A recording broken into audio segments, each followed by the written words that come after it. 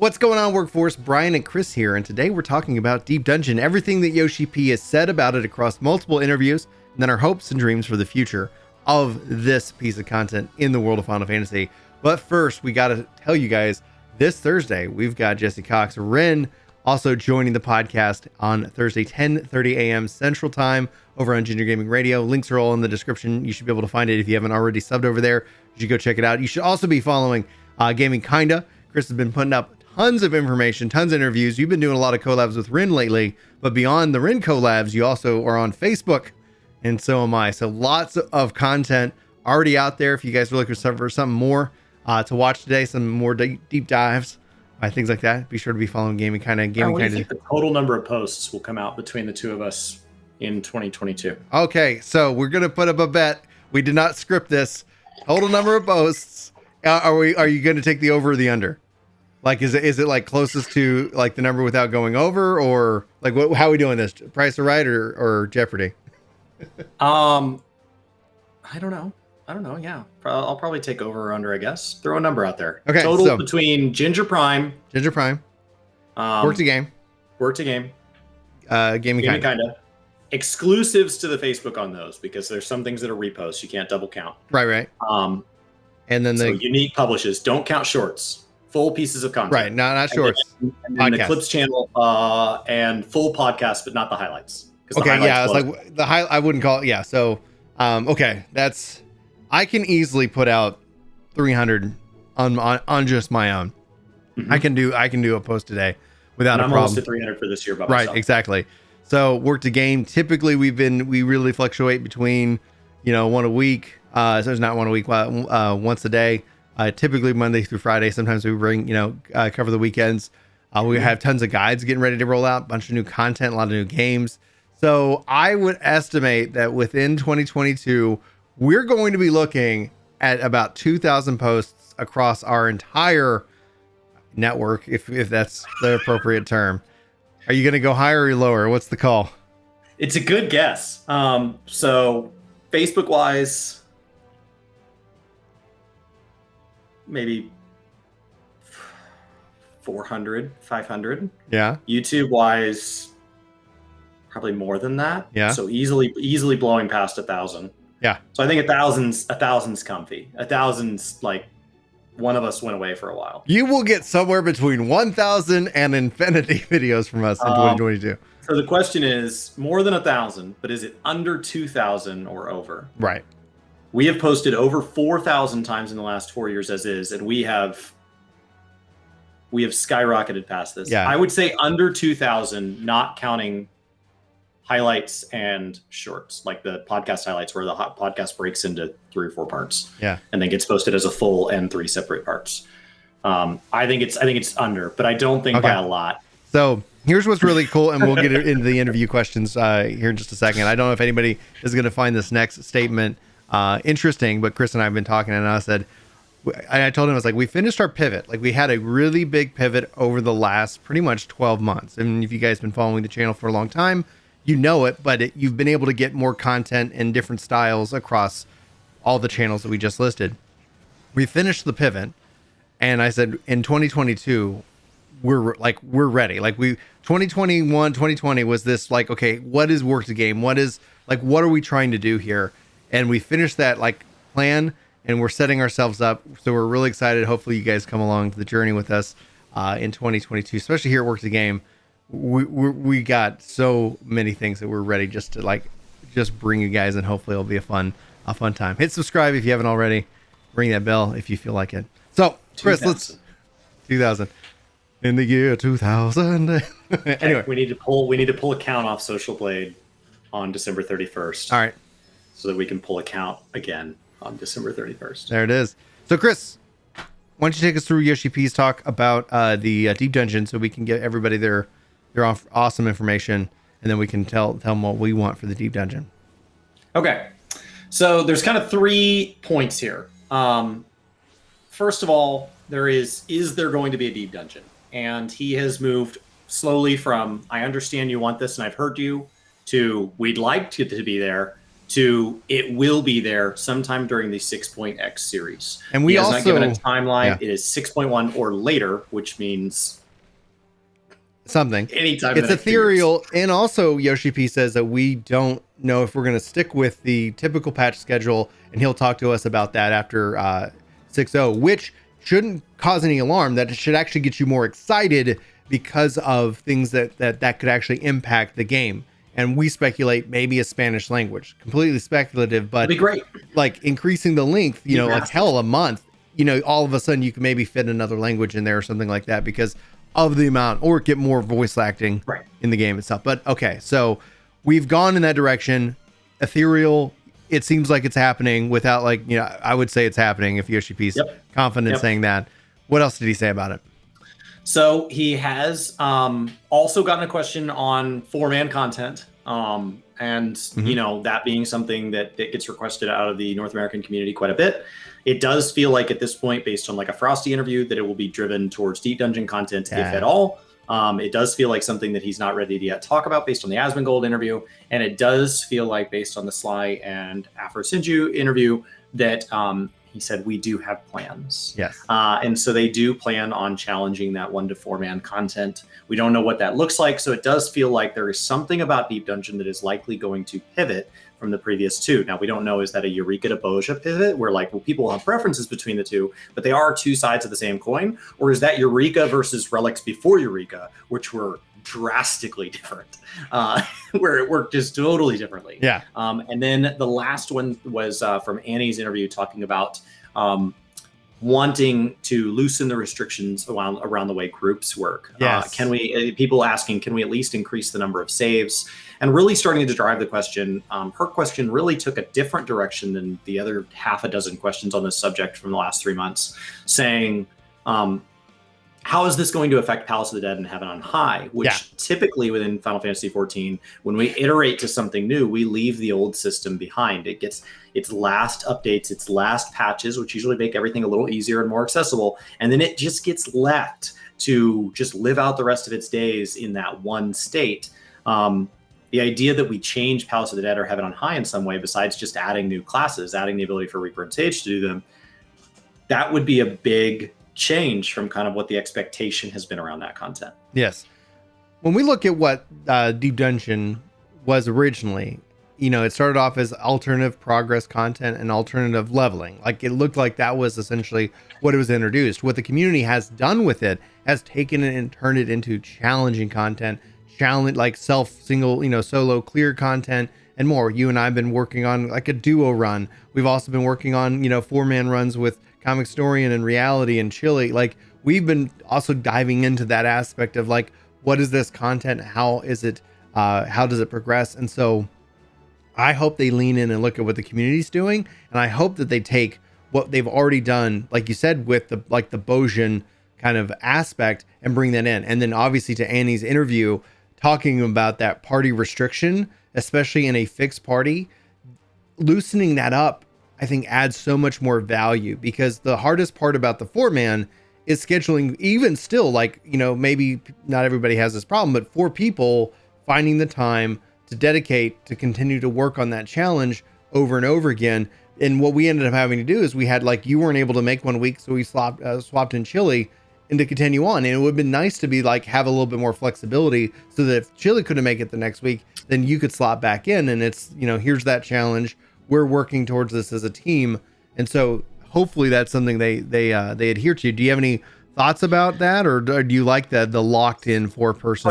I think you nailed the pros to what that would mean if they opened up some flexibility in that way. I think the cons very quickly comes to one of Mr. Happy's questions about, like, what is their plan with addressing people selling things in Party Finder? It feels immediately like, okay, well, Brian, you and I, we'll get together with some friends. We'll run it all the way up to floor 190, and then we will sell the remaining 10 floors. Now, are we talking about selling for in-game currency versus? Does it matter? Yeah, it does. Like the terms are for real money. Like, you can sell something with in-game currency. Like, you're just trading. Like, hey, your time for, like, I'll give you some guild. It would be the same for, hey, would you go gather me 1,000 items of X? I'll pay this much for it. But in either way, right? the 200 title, the 200 immediately feels different, even if it's in-game guild. Even if it's in-game guild, right? How do you enforce it? Immediately feels different. And so, like, yes, one is currently against terms of service, and the other is currently not against terms of service. Yeah. But both of them are a drastic pivot to what that title means right now. Oh yeah, but I mean, if you're not violating terms of service, like with all due respect for somebody who wants to put that value in the title, I can't help you. Like I would say the pivot there is that Yoshi P has expressed across multiple of these interviews that he is in the middle of changing terms of service. And so I would not stick this conversation too strictly to what terms of service reads today, because like, what if they change? What if that goes away? And what if you're no longer allowed to sell things for in-game? Well, at that point, you just see them shift to not advertising in-game. You just see them like, okay, you just it just kind of kicks them out of the game to do that. So I think at this point it's hard to talk on. We have some ephemeral changes, and those might just be just closing up loopholes. They might be pivots. We've seen changes to terms of service that we as the community have been nervous about in the past, questioning like, well, how strictly are they going to enforce this? Yeah, so I guess we'll have to wait and see, because overall, like, that becomes such a thing for where I'm like, I don't even know how you stop it, even if you change the terms of service. Like, there's gonna there's a market, right? Like, and where's the line, right? People decorate each other's houses for money. Where's the line? Well, is it anything that says duty complete? Right? Where's the line? Well, and then also, like, even outside of that, like, okay, they didn't sell it, but maybe they got social media clout. And that goes back to the whole rich cop thing, right? Like, it's like, where is that line? Sound off in the comments and chat where that line is. It's so interesting. In Svia's interview, Svia watching Limit the other day on E12, and we had the conversation of like, if you're not allowed to pay real money to play the game, but a streamer only runs dungeons with subscribers, are they selling clears? Right.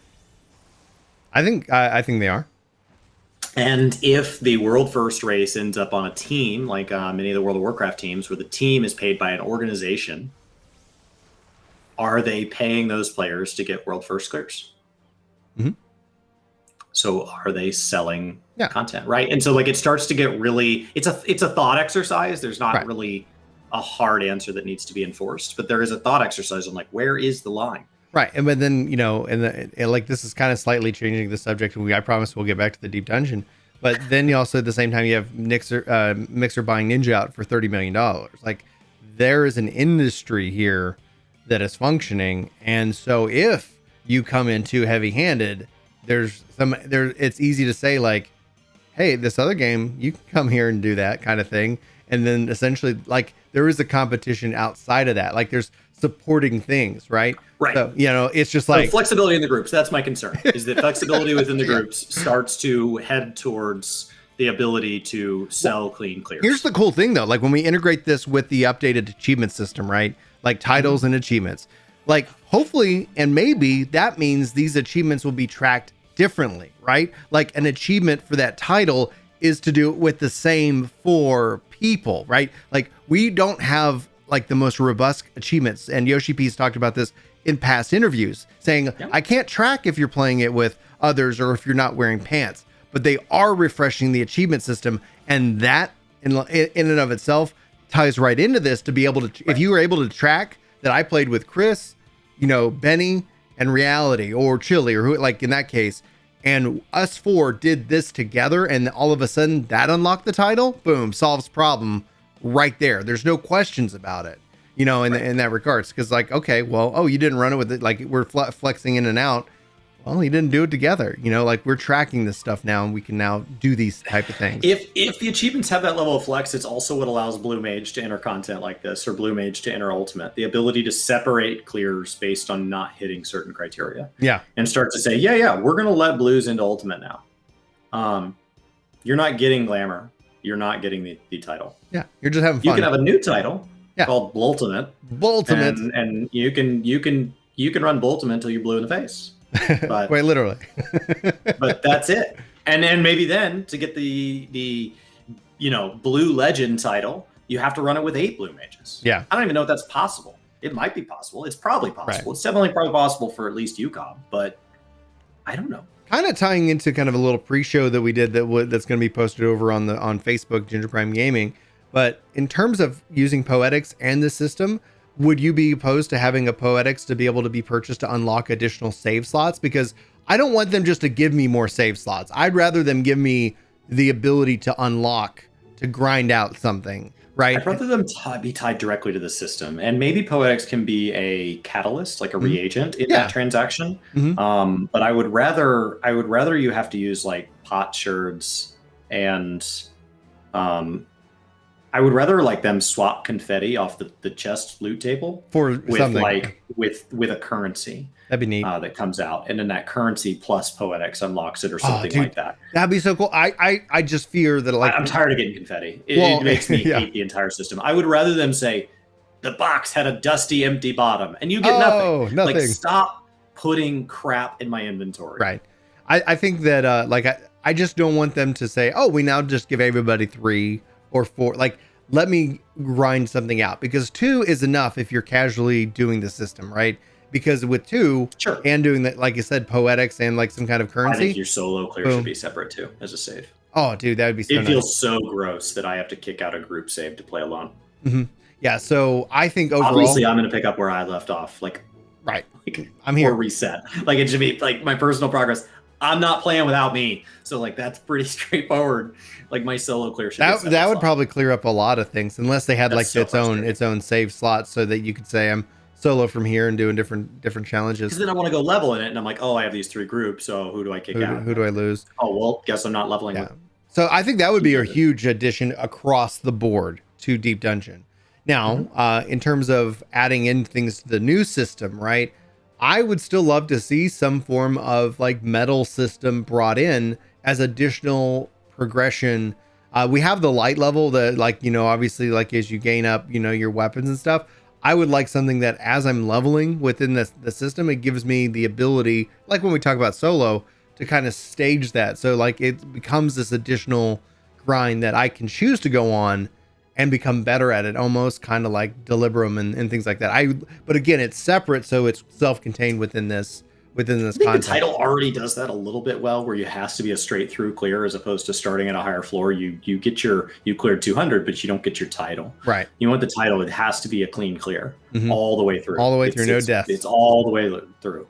So I think there's a little bit of that already kind of taking place. I don't know if you've tried Deliberum Savage.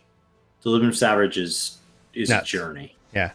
Well, it's a journey. And to build off of that thought, though, like, I would love to see Lost Actions make their way into this style content, because then it feels like it gives you a little bit more flexibility, especially with 4-man content. And the typical Deep Dungeon stuff, you probably would never feel like you need that. But once you start getting into those upper floors, you do feel it. So you're like, oh man, if I only, like, I wish I had this ability. And that's the thing I miss. And that's why I really miss Deep Dungeon in Shadowbringers, is that I liked my Shadowbringers level cap kit. But when you go into Deep Dungeon, you're stepping back 10 levels, because it was capped at the previous expansion for Heaven on High. And you go back to Palace of the Dead, it's even more capped. And so that's just where it's like, give it a little bit more personality. If my dream to dream would be the, like, having a Deep Dungeon that had the sub job system just in that self-contained. Like, you go in, you're like, I'm going to be a black mage, sub white mage. Whoa, you know, just something crazy, but it's still self-contained, etc. But that's the crazy dream that I doubt would ever have a chance of happening. I will lose my mind if we ever have to call back to this clip right now and Yoshi P be like, what? Anyway, what else would you want to see? Do you want them to take anything from Palace of Dead Heaven on High? What are your thoughts there? I mean, I like the Aether Pool style system. I like the way the consumables work in it. I like the variety and the rewards, that it can be challenged between 1 and 4 players. So I think it's doing a lot well. I wouldn't mind there being a little bit of like a masked carnival overlay, various floor bosses encouraged for certain weeks. And then maybe you can unlock the ability to just run those 10 floors. And so, like, yeah, they're not really helping you work towards that like 200 achievement, but like, you know, just to kind of breathe life into certain floors and target those. I don't ever want it tied to power progression. So I do like that it's never really been like mandatory. Yes. Even when relevant, it wasn't mandatory. So I don't want it to move towards power progression, but otherwise there's a lot about the Torghast system that I really liked if you remove the separation from the power system, which is what I think made it feel so gross and so different than the Mage Tower system in WoW. So I think a lot of that kind of like adding variety, go back and do like weekly modifiers and things like that. I think there was a lot about Masked Carnival with Blue Mage that I was really enjoying kind of solving those puzzles and going back and having the ability, you could have the ability to maybe silver, bronze, silver, gold a floor or something like that for clearing it in a certain amount of time. And then maybe from that you get additional Aether Pool, or you get a big stack of loot boxes that week or something like that. That just remains totally locked within that system. And then if there is a power progression in there, it is Aether Pool driven. It is kind of like the fractals in Guild Wars 2. It is something that is contained. And then I like the idea. I love the Zadnor and Eureka style armor where it does something special when within the zone. Yes. And then outside of that, it really just matches like base tome gear. Yeah. And so it can act as catch-up gear if you just have extra tokens or extra Aether Pool laying around. Yeah. It can be a new cosmetic option as well. But you have this added bonus if you're trying to solo clear that maybe it's like, oh, well, if you don't have your deep dungeon set, it's really not going to help you there. Exactly. Well, and that's where you could actually introduce perks to gear as well. Like, you just brought up haste. You could actually bring up perks that completely change and give people different build options, but it doesn't break the whole game. And it doesn't make it this level of like, oh, you want to raid with us tonight? Well, have you done your weekly, etc.? Because that ends up becoming a fatiguing system. People call, like you call borrowed power. I always look at those systems in which that it's a matter of fatigue. Like, it gets you hooked, just like dailies, right? 14 handles dailies so well because it ends. The rewards are there, but it eventually you finish kind of that story. So whether you choose to take it in apart, I never feel like I'm missing out by not doing a daily, where like all of a sudden that it gets you hooked, and then eventually you're like, you're tired. You're like, why am I doing this? What is this point? So patch cadence also helps, right? So because we have casual patches and hardcore patches, kind of like the evens and odds, and Yoshipi talked on that a little bit, explaining to kind of how some of the newer players that don't know how this works. But we get a different set of content on the 0.1, 0.3, 0.5 than we do on the 0.0, 0.2, 0.4s.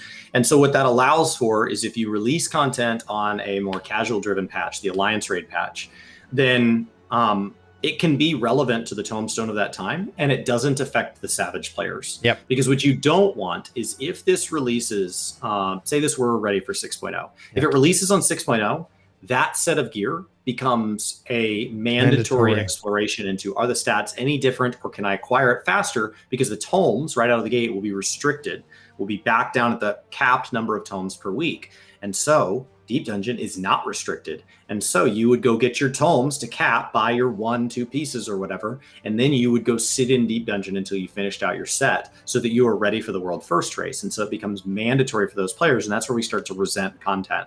So by releasing it on a patch where there's not a World First component, because we do that every other time, when there's not a World First component, that suddenly allows you to say, oh, and the Deep Dungeon thing can be matched with current tomes, so casual players feel really rewarded for doing it, but more hardcore players don't suddenly feel that it is made mandatory because it's not better.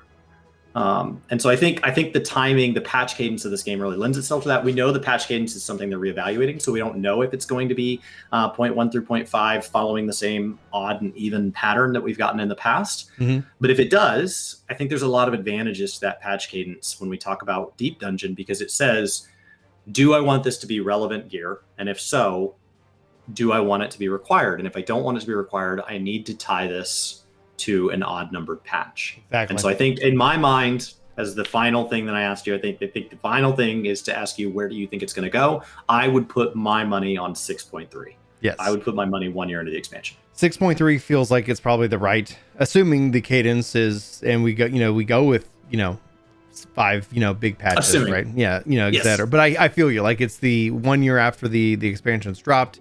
Here's this new piece of content that's right in line with everything that's going on.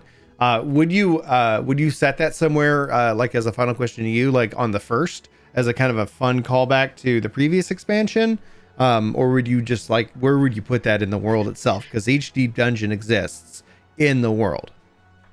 So without getting into The moon. spoilers, I would remind anybody that is watching this that with 6.0, we are going to wrap up the story, and that the theme of the zones for 6.0 was described as end of the world. This is the end of the saga. The zones are themed after end of the world. The color palette of Shadowbringers has been swapped for the color palette of Platinum, that moment of reflection. It's not a color you're going to see so much as a moment you're going to feel. They're excited to visualize emotion. And that means with 6.1, they're going to have to start setting up a new saga, which means 6.3, in my mind, is an opportunity to take us to and explore a place that needs lore established because it's new or it's different, or we're going back to a previous place and we need to view it in a new lens. So I would hope that this deep dungeon would be one more place that they could help tell us the story of the post saga, because honestly, like I don't see how they have a high enough word count to get a full amount of world building in 5 content patches that sets up a justification for 7.0. And so I would hope Deep Dungeon is honestly introduced wherever we're going post 6.0. And so if that is back to the first, great. If that is back to Thanalan, great. Like if that is to a whole new place, great. They have said they're not going to just drop us on another planet. So we are going to carry our memories and our relationships with us, but we're going to begin a new adventure. And so based on that, like, where does that new adventure chart us? And by 6.3, what is a place that we would like to dive in? And so I would say if I had to just pick a proper noun, non-spoilery, if I had to just pick a proper noun that wouldn't mean anything to somebody that hasn't installed, but to anybody that has been playing would go, oh, I think I would like the theme of the next Deep Dungeon to be centered on the word Allagan. So that would be really cool. I like what Chris is saying, because that's where I was going to go with it. I'd love to see us go and see what the presence at Silvertear Lake is. Kind of a nice, real big callback to that battle with Midgard Stormer and the fleet, in which that it's like, imagine being able to go into, an existing place. Or I've also seen chat suggest maybe the Crystal Tower as the deep dungeon on the first, being able to explore that. Go ahead. First we went down, then we went up. Yeah. What direction are we going? West. Every room, take a left. Everything you own in the box to the left. So fun. Guys, let us know what you're thinking, what you're excited for as we dive into another deep dungeon, and we'll be covering that here for you guys as well. It should be fun. One of the coolest things I think that came out of the deep dungeon is these solo challenge clears, finding lots of content creators working on different jobs through it. Really quite impressive. And it gets me inspired to continue to keep playing Deep Dungeon. So hopefully we'll have a good time with that. But Chris, why don't you go and take us out? Brian, we have a podcast this week with some legendary guests, Jesse Cox and Ren. We have a podcast next week, the week after. We have so many great guests. So make sure you guys are hanging out live on Twitch to watch those, or watching for those over on our podcast channel, or watching the highlights. They're going to be rolling out all over the place because we've got to get to 2,000 posts. We're going to do it to it. Thank you guys for sticking with us. You guys have a great day. We'll see you next time. Take care.